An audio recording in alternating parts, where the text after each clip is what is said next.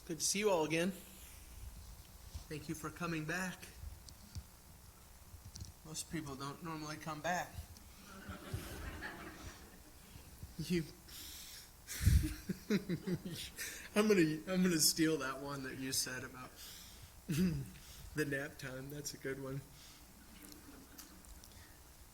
I want to start tonight with a comparison of the way that things were in the ancient world versus the way that things are today. Linda and I were talking on the way over here tonight about some things kind of attached to this subject, and it's almost, well, it is like talking about a different world. We're talking about what the world was like, what people were like, and how people operated on the other side of the planet 2,000 plus years ago. To try and understand and put yourself in those shoes to see what that meant. It's really something that's maybe even impossible to completely wrap your head around, but it's something we can try to do. Here's an example of today in our country. The immediate family of father, mother, and children is usually the effective American social residence and consumption unit. So this is not, I don't know why people have to write like that. You just write with your normal words, but I always read it and then I think, okay, now I have to say, what did he say there? It's what we already know. The normal home is mom, dad, kids, and what does he say about this? The social residence and consumption unit. It's our social group. These are the people that we hang out with and do things with, mom, dad, and kids. Residence, we live together. And consumption unit. In my family, Becky goes to the grocery store on Monday and stocks the pantry. And then my 18-year-old son consumes it all by Tuesday afternoon. But, you know, we've got a family. She goes out, she brings it home, and then our family consumes it together. That's what we're talking about here. Mom, dad, kids, we live together, we hang out together, we consume in this world together. That's what we're describing here. By social consensus, the independent autonomous conjugal unit is regarded as desirable, right, and proper. That is, we have boundaries in our family. Now, I'll tell you, and Linda will amen this. She can back me up on this. My wife's family are great people. I love them. I love them like my own family. I can't get enough of them. But they are very aware, my mother-in-law especially. In fact, she might have tricked me into getting to this spot. But she always leaves before we're ready for her to leave. No, I need to go now. She doesn't want to be, that guy who hangs around longer than you should hang around and all of this. So she comes, she visits, we love when she's there. I have a great mother-in-law. And then she says, okay, I'm going to go home now. And we say, no, don't go home now. No, I need to get out of here. All this stuff. And that's kind of what's going on here, you know. This is by social consensus, this is how it goes. We have our family, and then you have your family. We got my family over there, and there are some pretty clear lines in the sand about where the family is and what the family does. If other relatives have to live in the household, it is considered unfortunate, which not a bad thing, but it's like if somebody moves into our house, I don't think probably my folks will ever do this, but maybe Becky's folks someday in the future may need to live with us, and it'll be out of necessity. It'll be they need some help, or it's time for us to care for them in the way that they've cared for us all of these years. But that's not the desirable spot to be. That's not what we want to happen. It's certainly not what they want to happen. That's what we're talking about here. We're just describing what we all know. American parents are not to interfere in the families of their children except in extraordinary cases. Now, let's take a look at the other side of the world 2,000 plus years ago. In the Mediterranean world, The household might include father, mother, firstborn son, and his family, wife, and lots of kids, along with other unmarried children. These would live in close proximity, perhaps even sharing the same courtyard with other married sons and their families. This sort of family tends to be the effective social residence, consumption, and production unit. So we've got grandparents, kids, wives, grandkids, all living together. I know.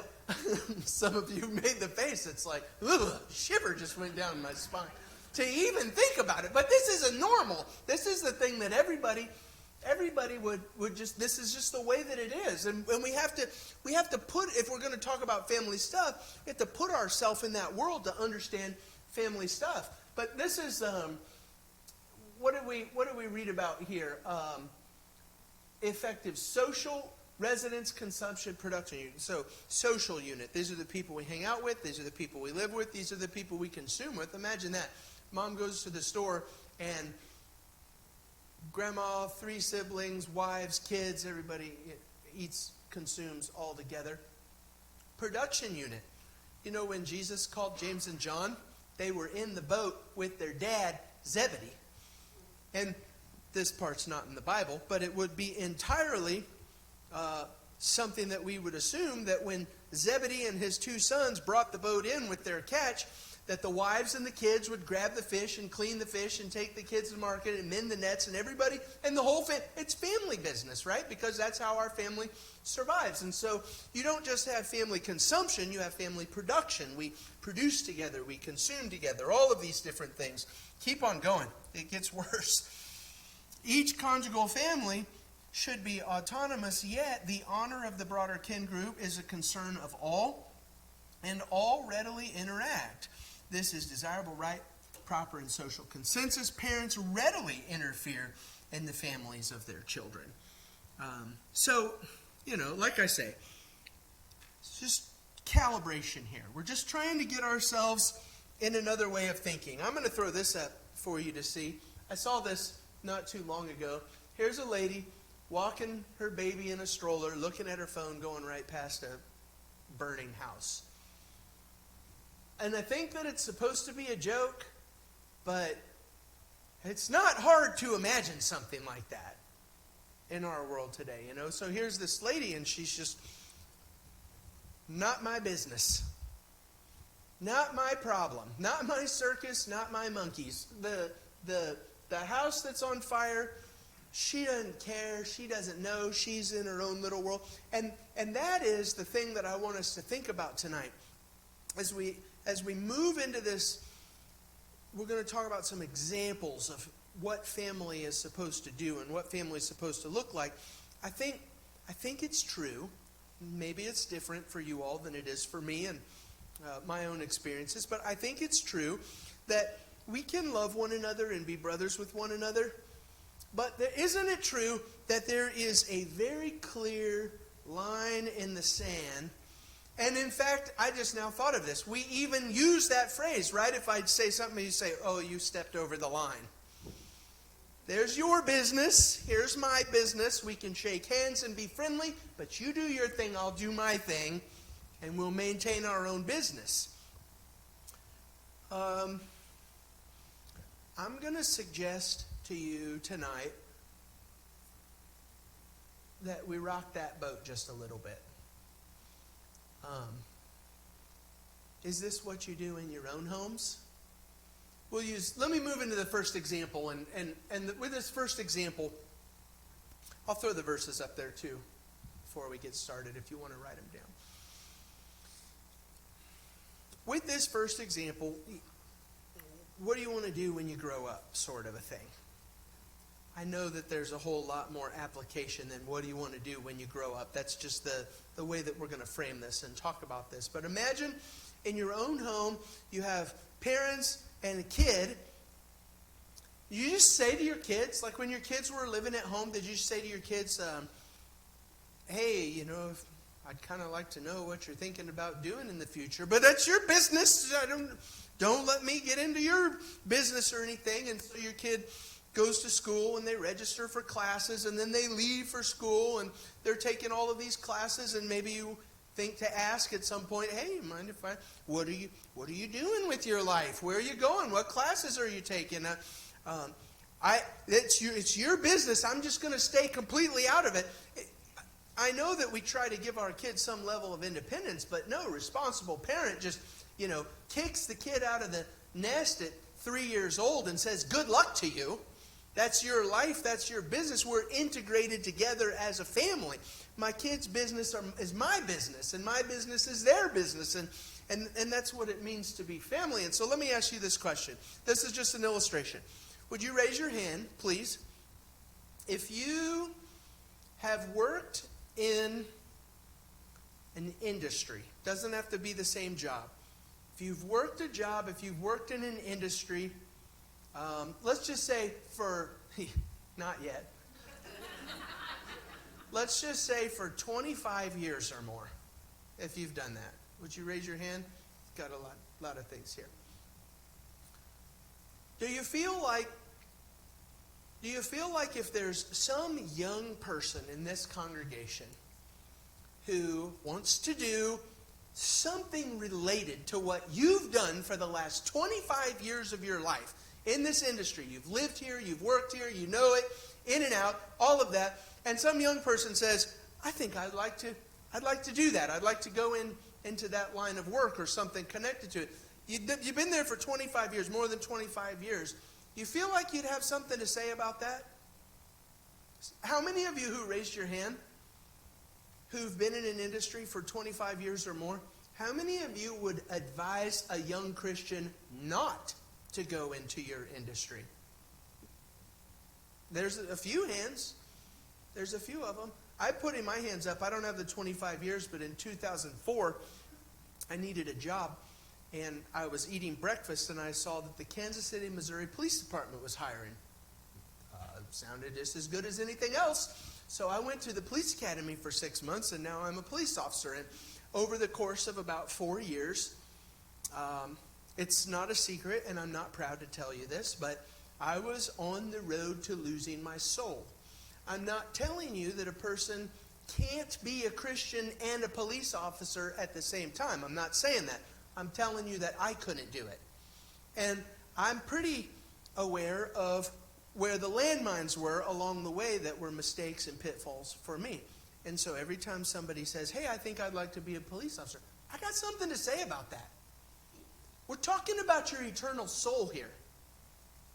We're talking about where you're going to go after this life forever. I got something to say about that. And you say, well, that's my business. That's what I'm going to do in my life. Where there is no guidance, a people falls in the abundance of counselors. There's safety. Without counsel, plans fail. Without many advisors, with many advisors, they succeed. This is an easy one. We're easing into it. This is an easy one. But start thinking about this sort of thing. We should be in each other's business if we're families and operating as families ought to operate. How about this one? This is a little more. I'm trying to step into this slowly here so we don't just, tar and feather me in after 5 minutes. Have you ever watched the brother or the sister get a promotion or get another job somewhere in another place?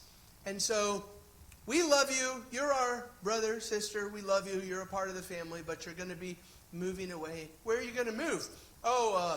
This is just an example, random example. The middle of Iowa in the cornfield. Really? Where are you going to go to church? Oh, there's not a church for 150 miles in any direction. But hey, that's your business. If you want to drive your spiritual car off the cliff, that's your business. My job is to keep my mouth shut, right? How dare any of us think that it's our job to say to brother or sister so-and-so, hey, maybe you should think about your soul. Maybe you should think about your wife's soul. Maybe you should think about your kid's soul. But now you start to squirm a little bit, right, when we talk about this stuff, because it's like, ooh, you're kind of getting in my stuff when we talk about some of these things. How about this next one? Let's go to the next one. Where am I going to live? Every August, without fail, I get the exact same phone call. I'm going to do something this next year. I'm going to not pay my bill and cancel my phone service for August so that I don't get this phone call, because it breaks my heart. Every single year I get the exact same call. Here is a family, a kid, who has, in their senior year, looked around at different schools, and they've decided on a school that I'm going to go to, and they've picked a major, they've filled out financial aid, they've done all of the paperwork to get applied. I'm doing that with my son now, so I know the process. The process is longer in this lesson than it ever has been before, because that's what we've been doing for the last couple weeks. So you go through this whole process. You register for your classes. You buy your books. Mom goes to Target to buy nest supplies, so she can have bedding and all of this stuff to hang on the walls, lights to go around the room. Everything's ready. The car's loaded. The parents are ready. No kidding. Every August, all of this stuff has happened, and I get a phone call. Hello, hey, we're leaving tomorrow morning. Do you happen to know of any churches in the city where my kid's going to school? Just think about that for a second. Seriously, this happens all the time. How could that happen? How could that happen with a Christian? This Christian who should know better, how did you not think about? You're moving into some of the most challenging and formative times of your life. You didn't give any consideration to your soul at all up to this point, and what you were going to do about eternity, and who you're going to put your hands in for encouragement to help you through some of these difficult years. And I get mad at the parents. You mean you didn't think about this? And then, this is one after I started going through some of this material. Do you mean to tell me there is nobody in your congregation who even prompted you to ask about churches up until 5 minutes before you're ready to leave for school?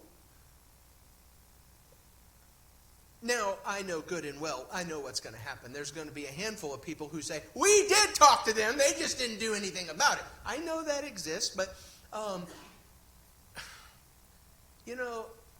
if my kid is driving off a spiritual cliff and there is no positive end for his soul in sight, I am begging you, literally begging you. I'll get down on my knees right now and beg you to intervene on behalf of my kid's soul.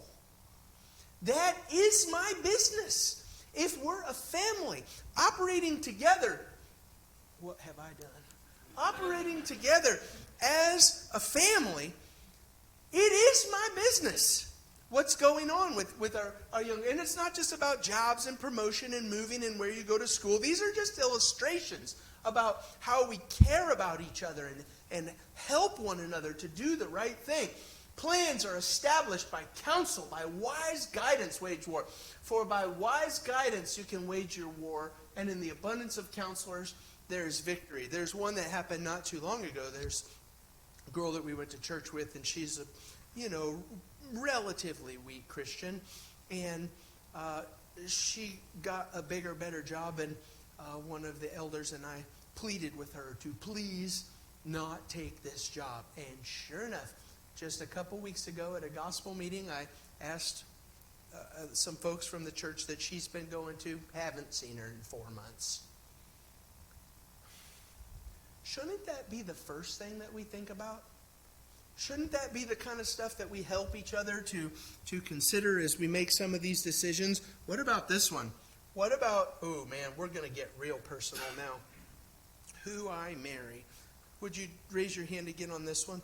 How many of us, I'm going to raise my hand with you, not because it's an example, but because I've done this several times. How many of us have seen a couple date, fall in love, get engaged, set a date, and they're about to get married, and all the while you watch this thing happen and you thought, ooh, this is not good. How many of us have seen one of those? Let's see, hold your hand up high. We're going to all own this one. Okay, those of you who raised your hand, how many of you saw it happening and you said, ooh, this is not good?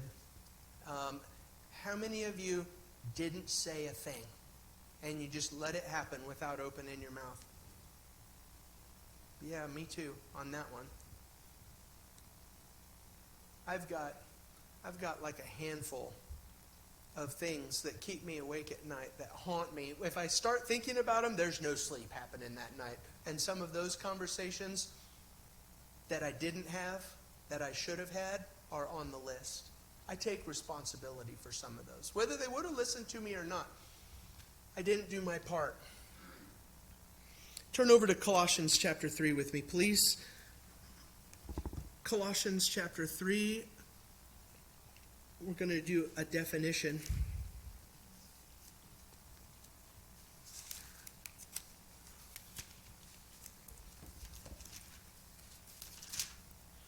In Colossians chapter 3 and verse 16, Paul says, "Let the word of Christ dwell in you richly, teaching and admonishing one another in all wisdom."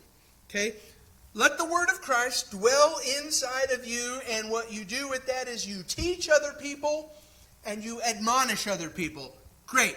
But admonish is one of those religious words that we all say, but I mean, what does it mean?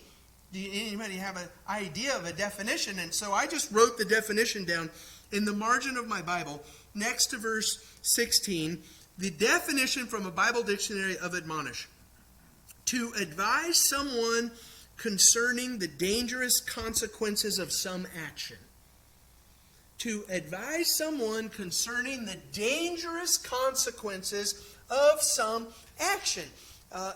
Paul said that the word is supposed to dwell in me, and my job with that is to teach other people and to warn them about the dangerous consequences of the actions that they're doing and living and making, the choices in their life that are happening on a daily basis. My job is not to say, your business, my business, I'll stay on my side of the line.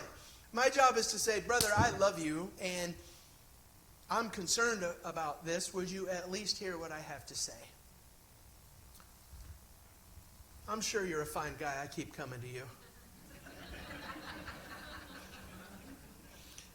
I've gone through, and I've got references throughout all this whole lesson. I've got other things that I want to say in this, in what is family, what was family, and the church is a family. And I wish that we could talk about more stuff. I'm always eager to put this one on the chopping block, but my wife won't let me. She says, no, we have to make it real. And so I'm going to keep going through my list of things that I've seen in the scripture and examples that we've lived. And I'd like to hear yours too. My wife's roommate several years ago was engaged to a guy who was a rascal. And everybody knew it but her because, she was in love. She had the love goggles on. She couldn't see it. And Becky said, it's not a fun conversation to have with somebody. Hey, they just got engaged, and she said, don't marry this guy. This is not, at least put it on hold and wait. And she wouldn't listen. A couple weeks went by, and I'll tell you what happened. The guy lost his temper and shoved her up against a wall. And Becky said, you got to do something. So I went to the girl's dad and explained the whole thing to him.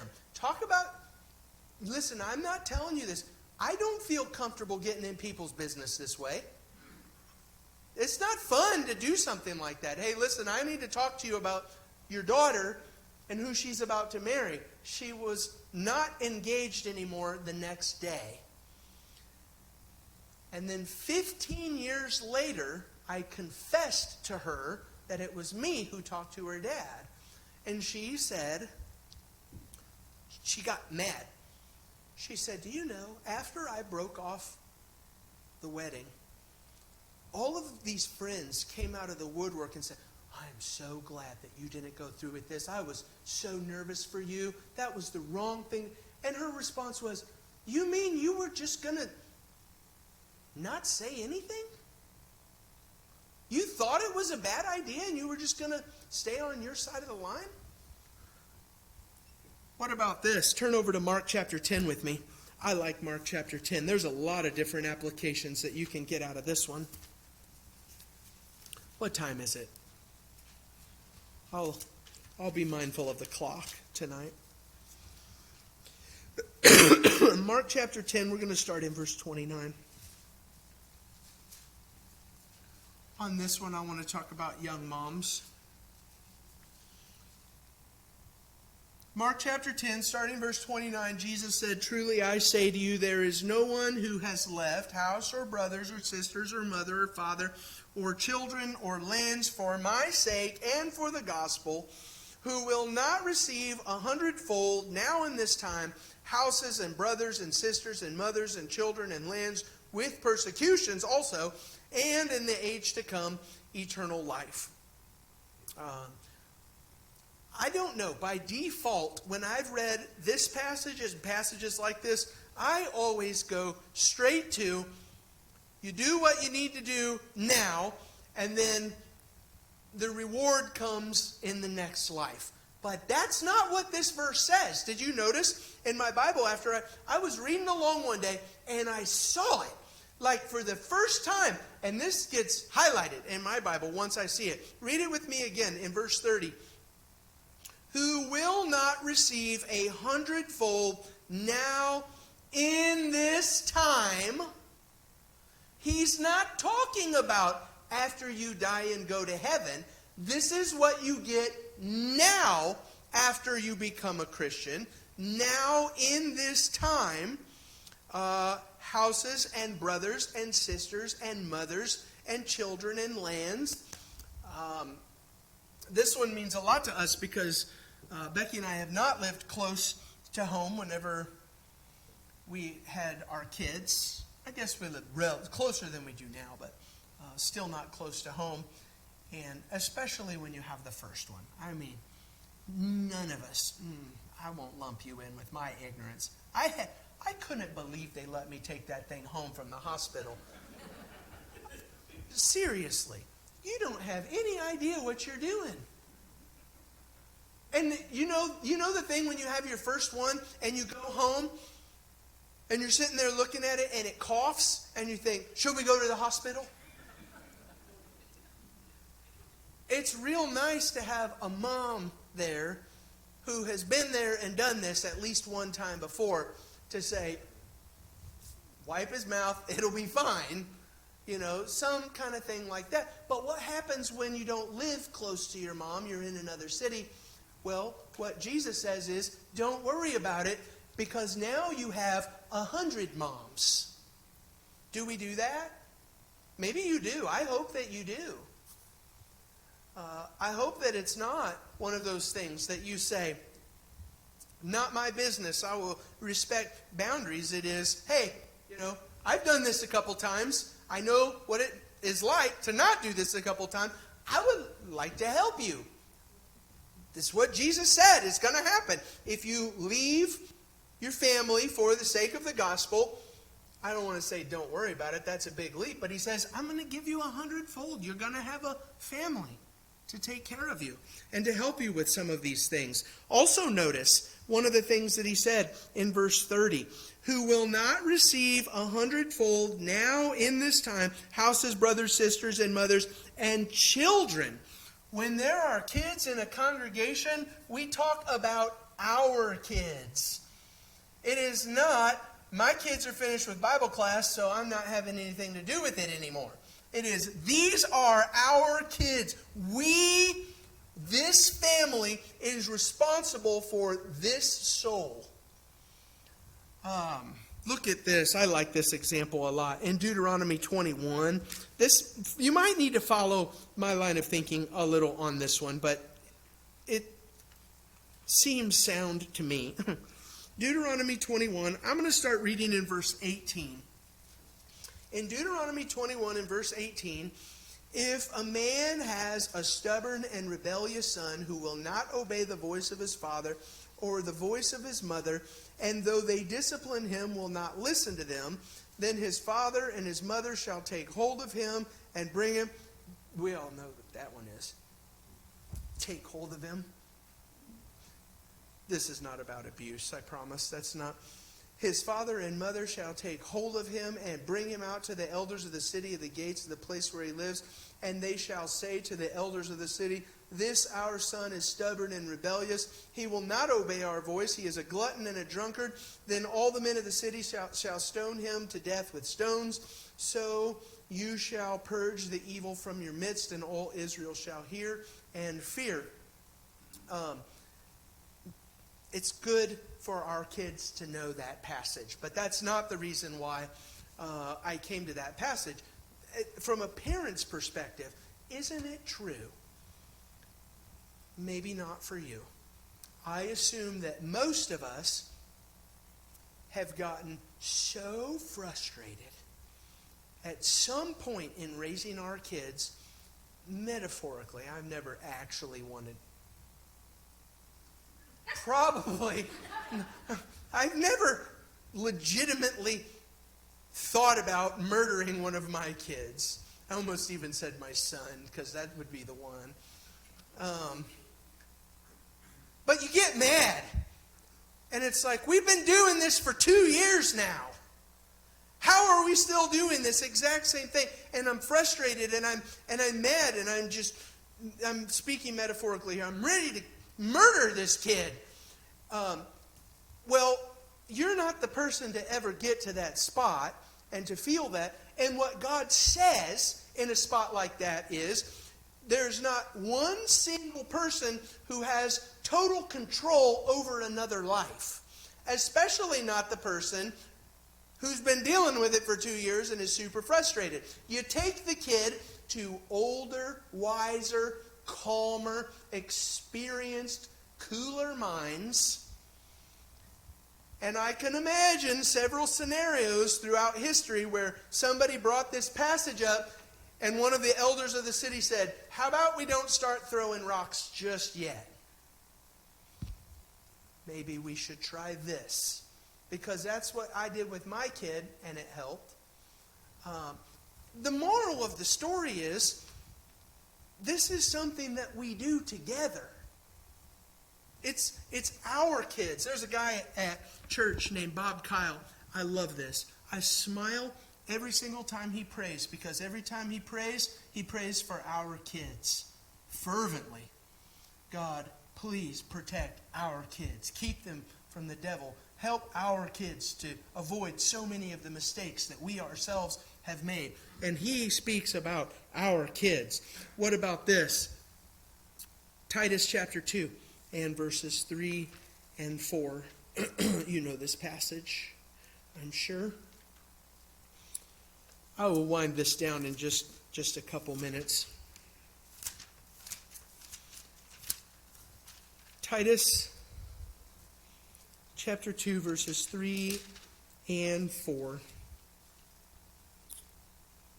Paul tells Titus, this is what you teach the older men, this is what you teach the older women, and then he says, and teach the older women to teach the younger women. Read it with me.